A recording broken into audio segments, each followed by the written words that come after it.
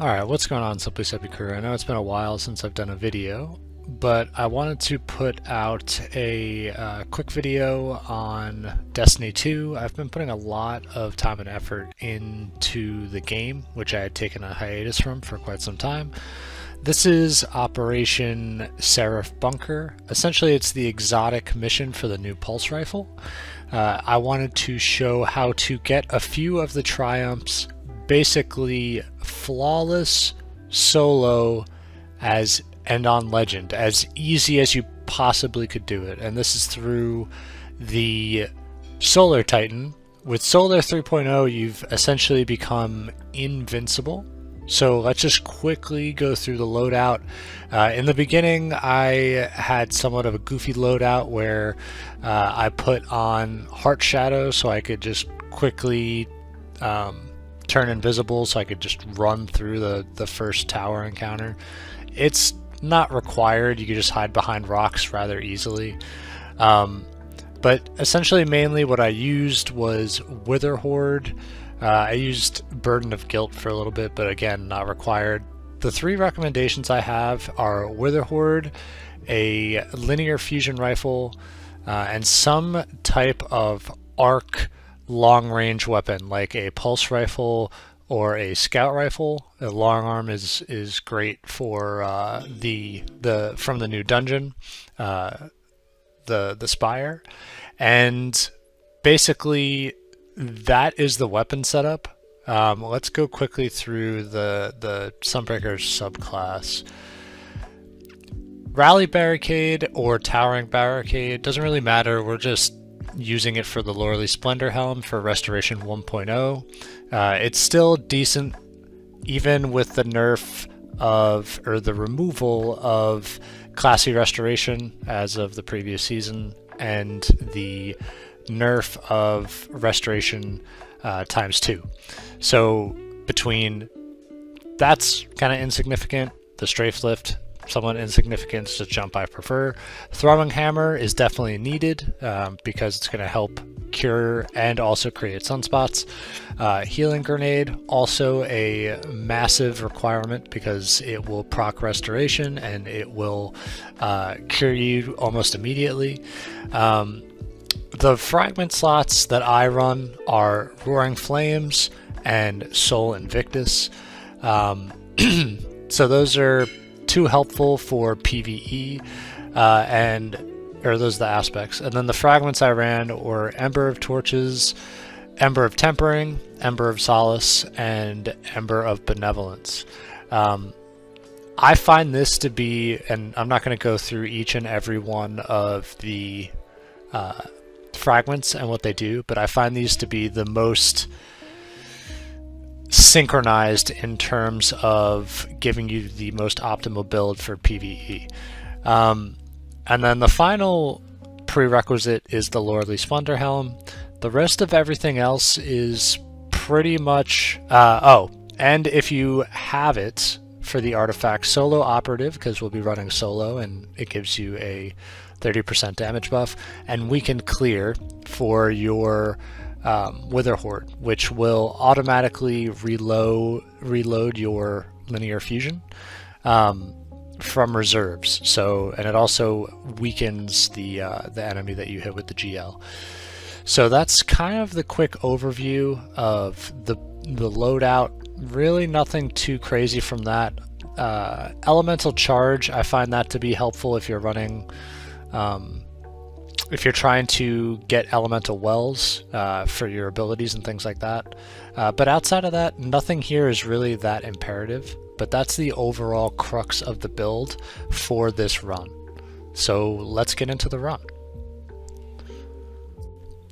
So I'm basically going to just do a brief voiceover with some light lo-fi music in the back, but I just wanted to kind of point out that you don't have to be like a esoteric or a glad to get this done, especially with the crutch build that you see here. Nothing against Titans, but it is basically impervious. Feel free to skip past parts that may not be difficult for you. Again, this sword mechanic was kind of goofy, and it's not technically needed. That ogre in the front, if you shoot him with 2 Wither Horde shots, he'll go down if you just are patient enough. But yeah, a lot of what you really need to look out for, outside of the lasers that become quite simple but initially are somewhat problematic. And again, this is a flawless run, not a speed run. I did a under 30 minute for the other Triumph, but I did not film it and I didn't do it on Legend.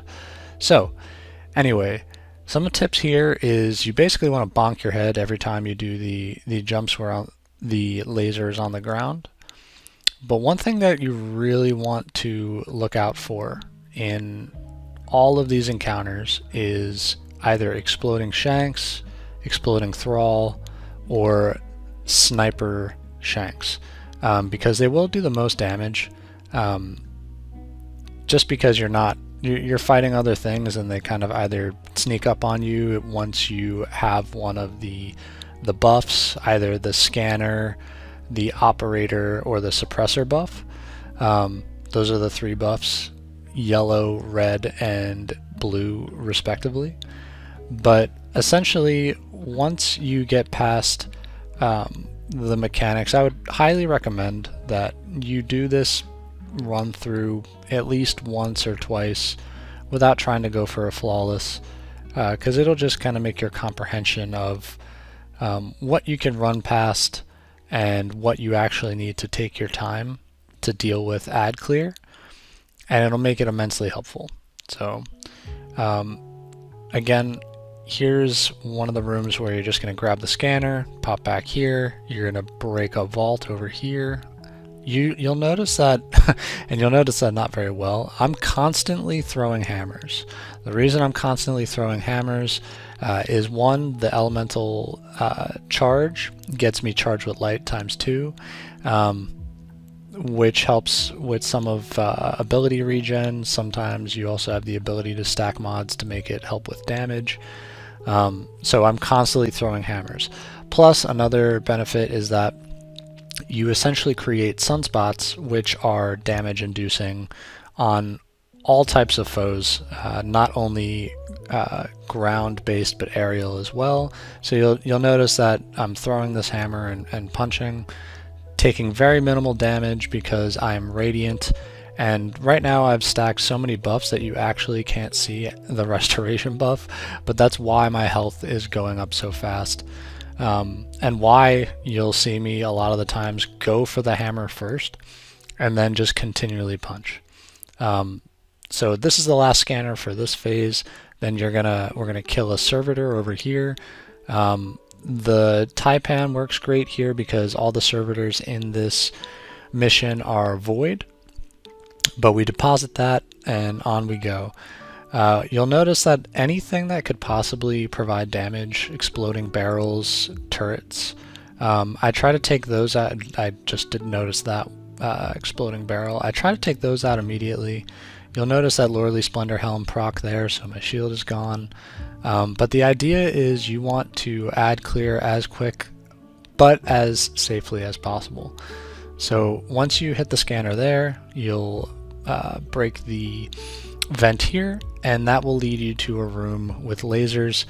This weird like knee to the face is just me hitting the jump button so that way I could go faster through the pipe. Here it's not very complicated. Just make sure that you just wait out the lasers. Once you hit the scanner, it will remove all the lasers from the room. Gets a little bit dicey here. If you're using Taipan, which I did on my speed run, you actually will not have to deal with that at all because you'll be far away and in safety to kill the servitor.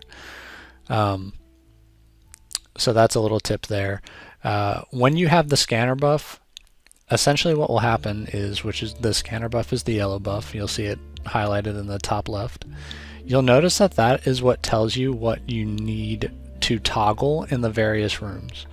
You'll notice that I missed my hammer throw there, which is depressing, but I don't think no, I do go for it. I always go for it. But you'll notice that there's a scanner on the opposite side of the door. It's 3 from the right. 3 from the right, basically, the reason why I try to remember that, and you could either write it down, if you're on console, you could just write it down somewhere. If you're on PC, you could put it just in a solo chat, but 3rd from the right. The reason why is because when you use this augmentation terminal, you'll put your scanner buff, so you will no longer be able to see, and you won't be able to see it inside. So 3rd from the left, you hit this hack button, and that will allow you to proceed to the next area. It's basically a rinse and repeat from here. You will want to, in this next room, see there's the exploding shanks. You could throw a hammer and it will immediately kill it one shot. You could see that I used that mechanic there, and a lot of times it'll kill his little friends. You will want to take the time to, there are 4 turrets in this room, and they're kind of, you'll notice I'm trying to proc the invisibility, but I didn't have a charge. There are 4 turrets in this room, 2 on the bottom, 1 on the platform, that actually 5 that I noticed. 1 on the platform I'm about to pass, 1 to the left, and 1 right through the door that I just jump over his head. A hammer throw, even on legend, should, as long as you're not dangerously underleveled. Again, here's me using the mechanic to see that which scanners that I need to hack inside. But the turrets will take out a lot of your health pretty quickly if you're not careful. But that's why we have, between the hammers, the healing grenade, and the Lordly Splendor Helm, 3 potential abilities that allow us to be able to heal quickly. So once we hack these 3 terminals, we'll call them, it'll essentially allow for the door to be opened and for the floor to be completely safe. If you noticed in your original run-throughs, not the entire floor is safe, so if you step on any of the panels that are quote-unquote dangerous, it'll trigger a wipe mechanic. The door that you entered will close and you will be burnt to a crisp, and there goes your flawless run. So now you get the operator buff, and once you get the operator buff, that allows you to essentially shoot that doorway. What I really like about this encounter, and feel free to pop your super whenever you feel like you need to, because that'll generate sunspots, it'll generate restoration. I did that because the exploding thrall killed me on a previous run, and it was kind of quite frustrating. But the reason I like this is, if you haven't played the Deepstone Crypt raid, the mechanics of scanner, operator, and suppressor are in that raid. And you'll notice, being part of the Seraph station, that you get to go through a lot of the areas that would be in that raid. For those who haven't played that raid, this kind of is a very introductory, I would say, mission into the mechanics of that raid. So with that being said, you'll basically be able to get this nice little entry point into understanding what each of the pubs do. So if you ever wanted to do a raid via LFG, or just fresh with a group of people that you know, this will help you go into it with a level of comprehension of what each of the buffs do, so that way the mechanics are a little bit easier as you progress. But essentially you're going to be kind of rinsing and repeating a lot of this, making sure that a lot of the explodey boys don't explode on you. Every time you toggle a scanner or an operator, be very cognizant. You'll notice that I hit a scanner, and thrall, like Revenant thrall that were explosive, they came through these doors again that were already open, so that means that they had respawned, right? So you always want to be looking. I don't think I needed to chase this guy. I actually almost lose my hammer in this little hallway, but that's what happens when you get shot in the butt.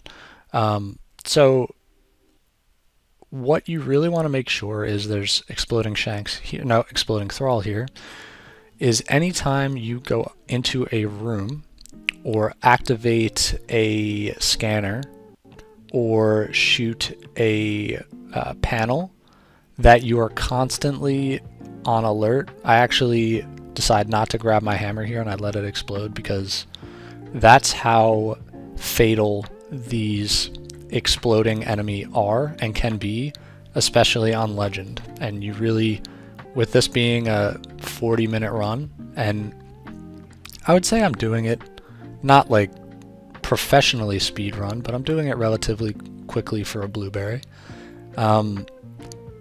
You do not want any areas where you could possibly get yourself into hot water.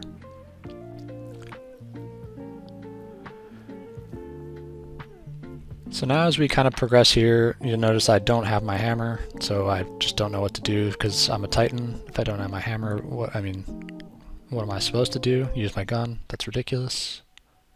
But I do have to use my gun a little bit here. Get my hammer back, so now we're all good. It's not too big of a deal. You don't technically need to shoot the little mines, these little bouncing betties, but they will slow you down. There are 3 turrets in this room that you need to be aware of. One on the ceiling, one in the back left corner, and one that you'll see to my right. The Wither Horde, be aware, does 1 kinetic damage. And that doesn't mean does one thing of kinetic damage. It does 1 hit of kinetic damage, and then it doesn't do damage over time. So using Wither Horde against these really isn't overly effective. Sometimes if you just sit there with your primary, your pulse, or your scout, whichever you decided to go with in your secondary slot, you'll be able to stay at a safe distance, so that way you don't end up getting killed by the turrets. The turrets aren't necessarily the problem, and you don't get into an area where the turrets may excuse me, I'm gonna probably cut that out, but you don't get into an area where the turrets will bring you down to low enough health based on the other enemies and ad clear that are in the room. So here's the first encounter. You'll see that I swap to my Taipan and my Wither Horde, and this is strictly for the not mechanisms, but the robots that show up in this room. There is the one hive boss right here that will leave after a certain amount of damage. So what you're going to want to do is you're going to want to throw the hammer to become radiant, and then hit him with the Wither Horde. What I do just to get him out of the room is I just pop my super, because I just hit the rally banner, so I have it automatically. And then just do a little bit of ad clear. What you're going to want to be cautious of, and you'll notice the invisible marauders that chase you back and forth with their double blades. Those will kill you a lot quicker by melee than any of these other ads will by kind of shooting you. The only other ad that you really need to worry about killing you in this room is those robots right there. The one that I just hit with the Wither Horde. I probably should Google this because I've been playing Destiny for a long time, but I don't know until their faceplate pops off. I don't know where their crit spot is.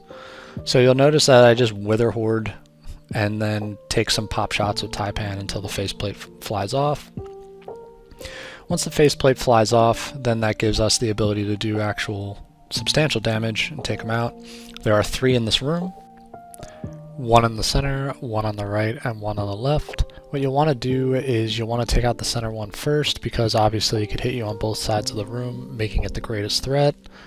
This room is somewhat simple in terms of understanding the mechanics. It's literally just ad clear the entire room without any of the mechanisms that we had learned prior to this engagement. What you want to be careful of, there's 3 major things. You want to be careful of the sniper shanks that are towards the ceiling. You'll notice that I killed one earlier, and I'm kind of looking towards the sky to kill them now. You'll want to be careful of the invisible marauders with their dual blades that are kind of lurking about all the time. And then the gigamechs, the big robots that shoot a piece of solar energy that explodes, and essentially if your resilience isn't high enough, it'll wipe you. So those are the three major mechanics. I'm not going to do any more commentary for this location. You could either fast forward to the next room, or you could sit around and watch the end of the encounter and listen to some lo-fi while you do. But that's basically this room in a nutshell.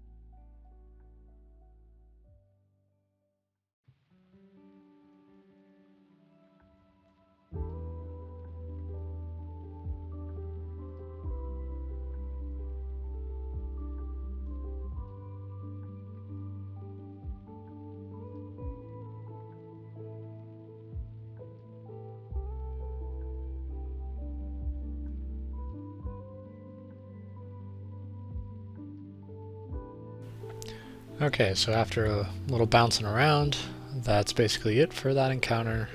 Just make sure you survive. That is the key to this whole flawless run, not to oversimplify things.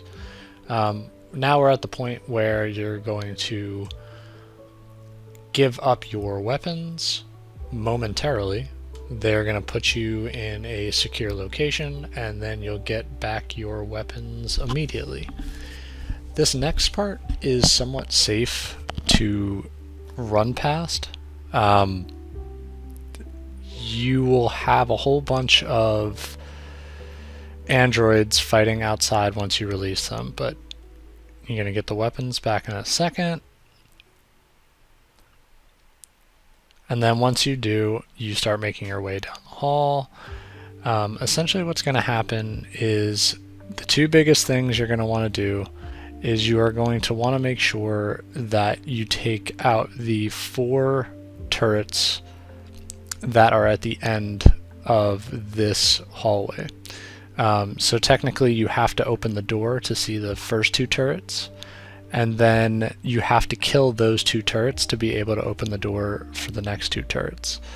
This room is filled with ads, none of which need to be killed, but they are so overwhelming to the point where if you've gotten this far without dying, you may want to just take the extra time and just clear them out.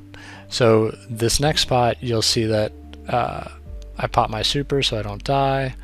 I take them out in 3 hammer shots, and then once that happens, the door opens up and there are 2 more. The door will not open unless you kill the first 2 sentry turrets.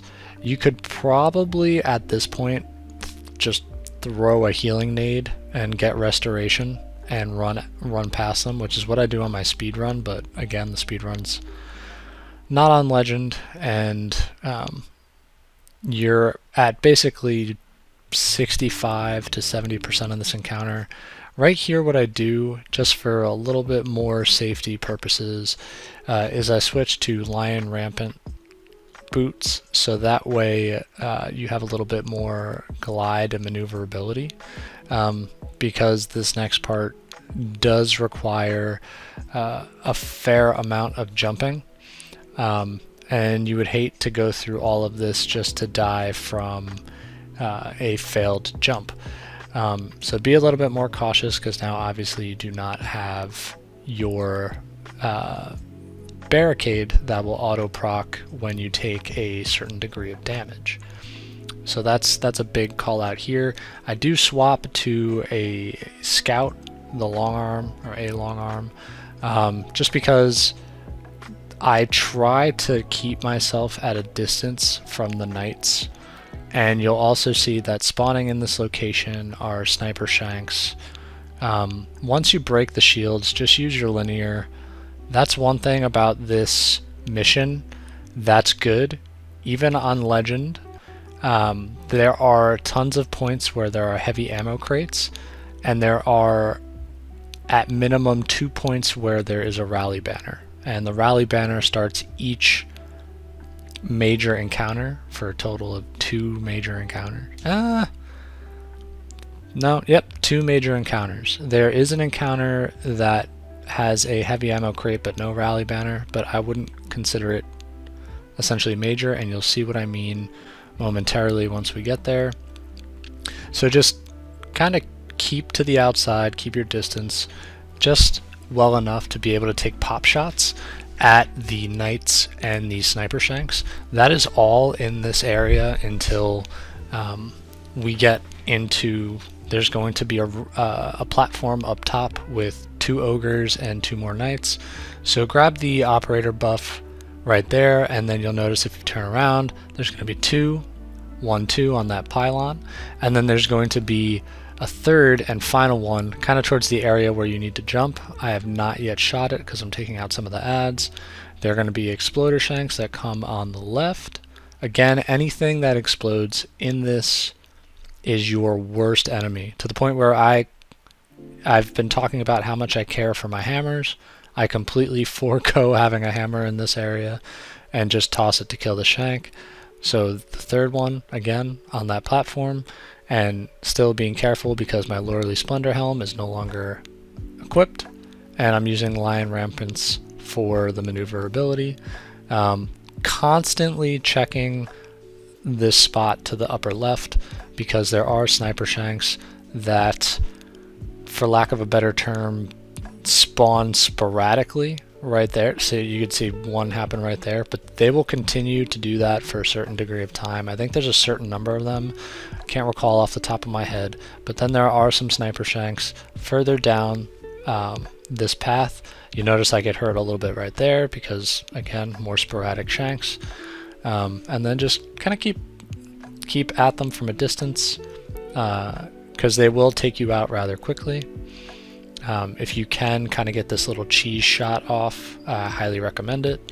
But essentially what you're going to do is, after those 2 knights are down, you're going to just take out the rest of the sniper shanks and make your way to the above platform.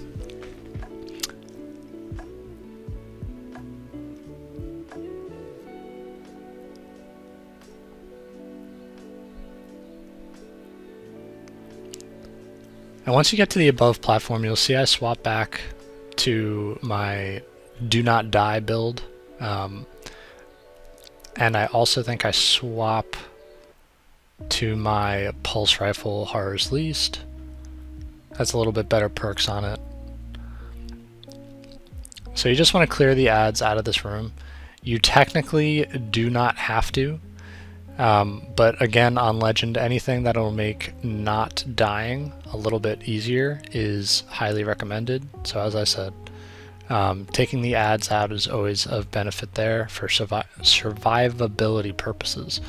But what opens the door to the next area and kind of progresses this part along is there is an augmentation terminal that you are going to plant the operator perk in, and that will open the door, and that will start your next encounter with the Hive Lieutenant that you met in that first encounter, and that will be to kind of finish off that Hive Lieutenant.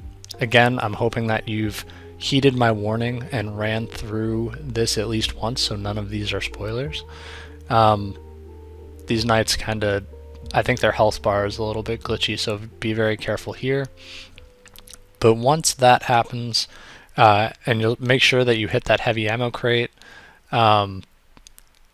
you'll be in the next room, take out the Hive Lieutenant, and you're off to more mechanics.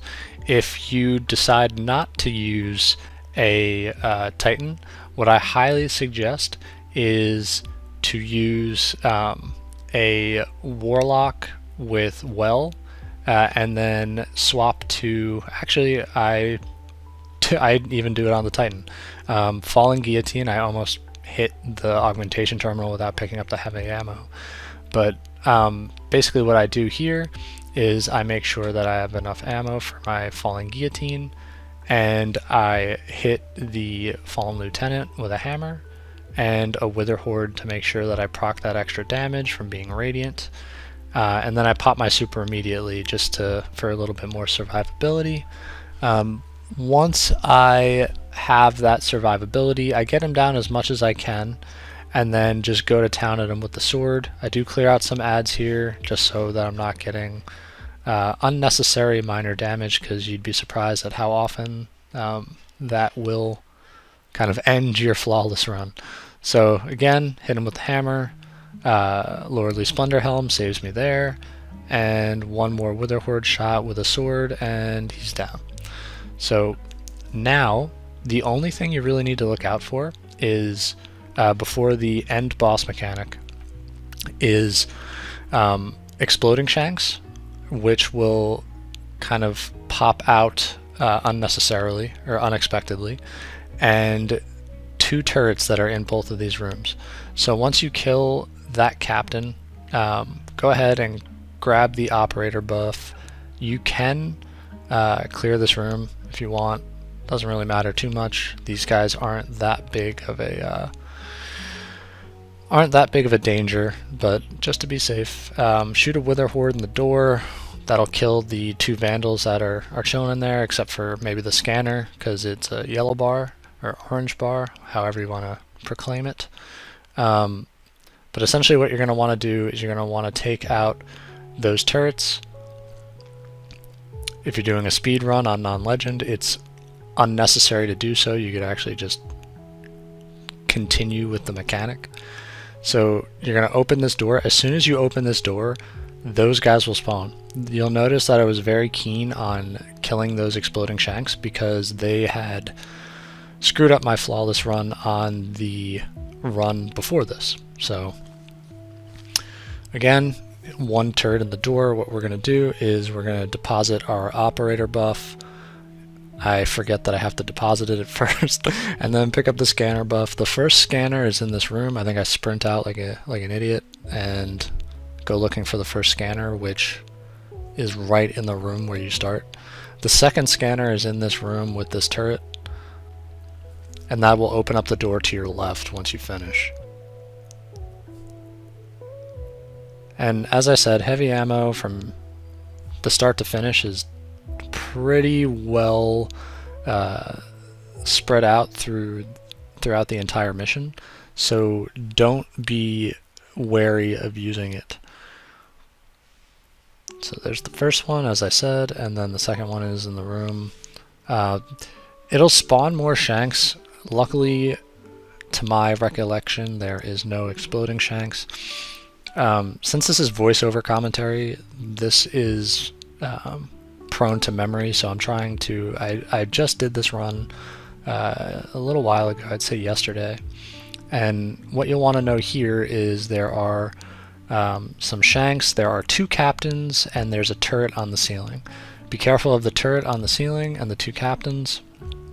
Eventually, once you open the operator door, you will spawn more exploding shanks. Again, anything that explodes is the most critical to your survivability, or lack thereof.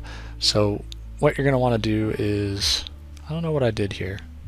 I think I swapped out my perks to make sure everything was linear based. Yeah. I do that on my chest, my helm, and my boots. Again, not necessary, but just kind of a precaution. Wouldn't want to run out of ammo if you don't need to.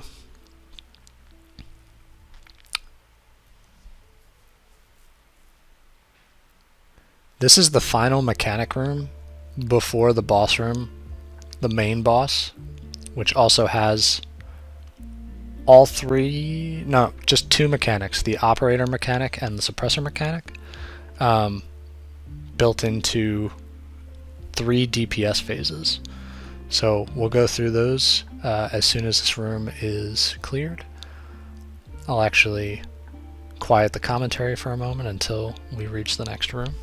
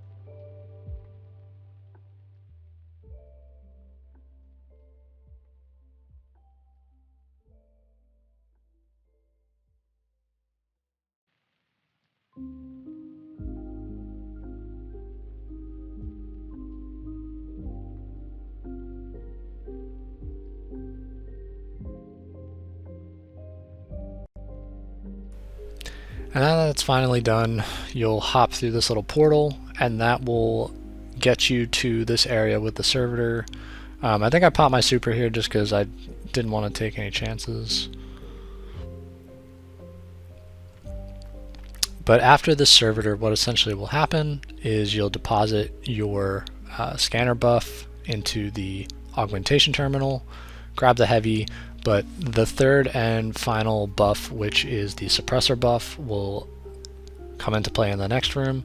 Kill the suppressor or the vandal with the suppressor buff, pick it up, and essentially all you want to do is sit, and it tells you in the text, I just kind of escape out of it, is sit beneath these beach balls and shoot the shielded servitor, and then you're going to want to break these little floating shield generators. That'll allow you to kill the servitor, deposit your buff, and move into the final room.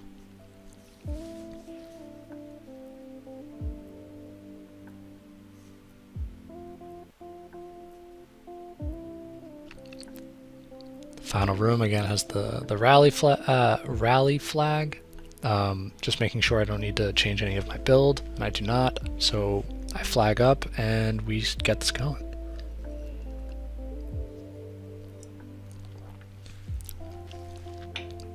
I tend to stay on this right side. When I was doing this on my warlock, I had to be a lot more cautious because I had a lot less survivability in terms of resilience and mechanisms that would auto proc. It's a 3 DPS phase, so what you'll notice is I hit him with my hammer for radiance. You'll see the damage boost in the left. That's also part of the mods that I discussed in the very beginning of this video. And I'll use my Wither Horde occasionally to take out ads.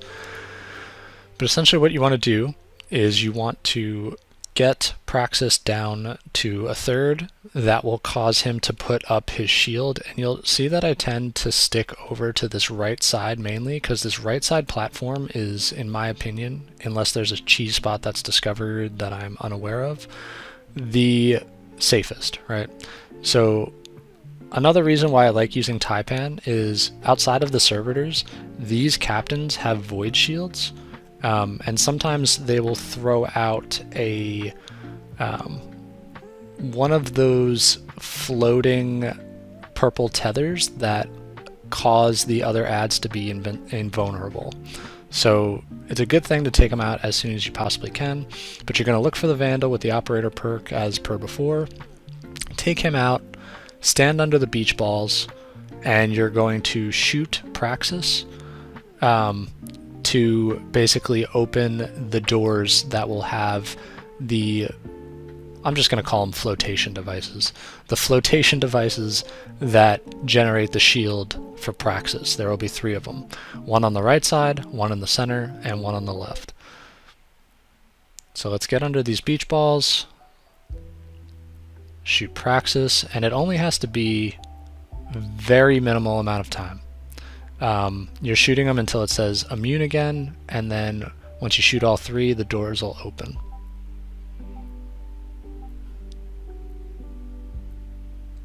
Now once you do that, you can do one of 2 things. Right here, I typically will just shoot or throw my hammer at it multiple times.